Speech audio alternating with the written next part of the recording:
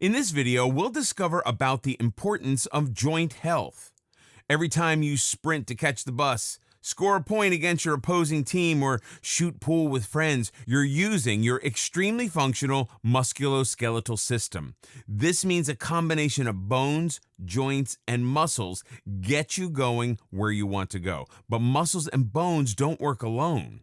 Instead, there are joints that link these together. While bones support your body's entire weight, your muscles pull your bones as you move. Joints are the connecting links that put both bones and muscles in motion. Given the important functions of mobility and movement, it becomes crucial that you take good care of your joints. After all, you put them through so much wear and tear throughout your life. Joints that aren't well taken care of become susceptible to injury, inflammation, and general dislocation. As age catches up with you, you can feel the effects of overuse weathering away your joints. So keep your joints healthy at every stage of your life so they can keep you moving even in old age. But before we look at ways to do so, here's a quick look at the anatomy of a joint so you can better understand what goes into keeping your joints healthy. What are joints? Imagine if the skeleton had only one solid bone. That would make it very difficult to move. So instead, nature solved this problem by dividing the skeleton into many bones and creating joints where the bones intersect. Joints are also known as articulations, forming strong connections that join bones, teeth, and cartilage to one another. Now you have the freedom of movement in different ways and directions. Some joints open and close like a hinge, such as your knee and elbow, allowing you to straighten or bend your legs and arms. You sit down, stand up, pick up, and put down stuff using these joints without giving it a second thought. Other joints are meant for more complicated movements, such as your shoulder or hip joint. These allow for forward, backward, sideways, and rotating movements. Just think of everything you can do with these joints, and you'll get an idea of how limited your movement can be if any of these joints suffer damage. But not all these joints are created equal. For instance, while joints like the knees provide stability, others like the wrist, ankles, and hips let you move, glide, skip, or run. And just as their functions vary, so do their anatomy, which means that you also need to take care of them in specific ways. Some joints are purely made of tough collagen fiber, while others have cartilage binding bones together. Yet others have something known as synovial fluid in between cartilage pads and the end of articulating bones. So while you may think that all joints can be maintained using the same methods, you may need to rethink your joint health strategy. Let's first take a look at the different types of joints found in the body before discussing how to take care of them. Types of joints and their functions. Each joint is specialized in its shape and structure to control the range of motion between the parts it connects.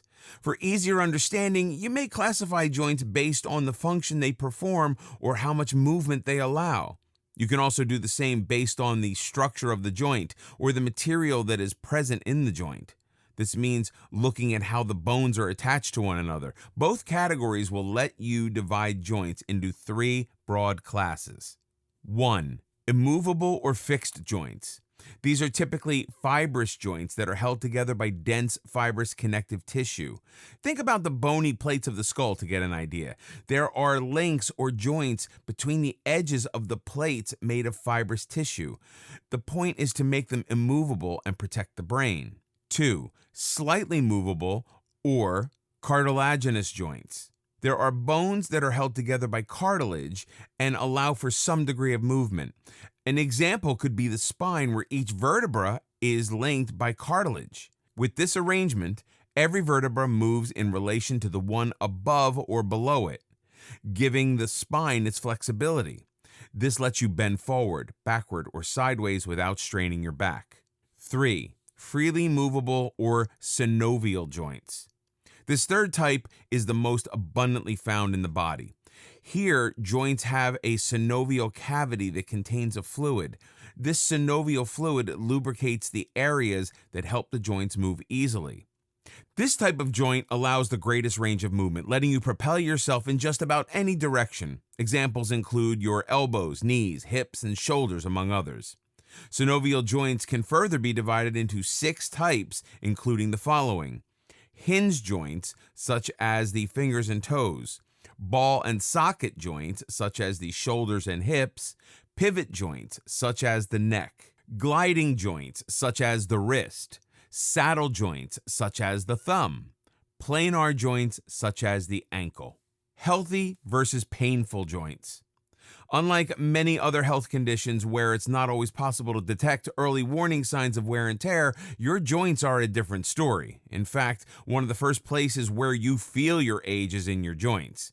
In most cases, joint tissues generally develop over time and can make it hard for you to get around in everyday life.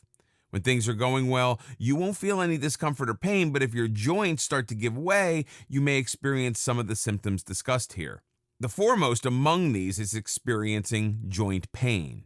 This may mean you're exerting your joints too much or that you've already worn them out a fair bit.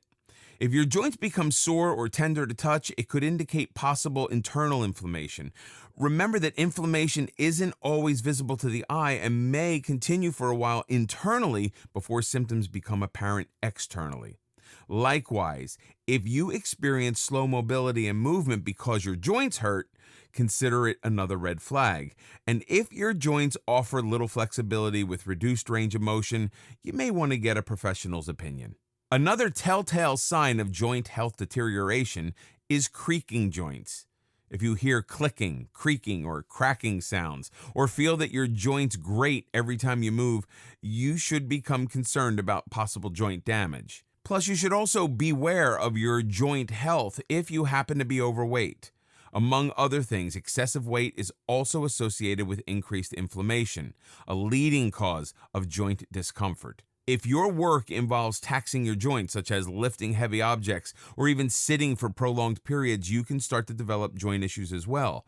And finally, if you or your family has had joint issues in the past, you may be more susceptible to developing certain joint-related conditions.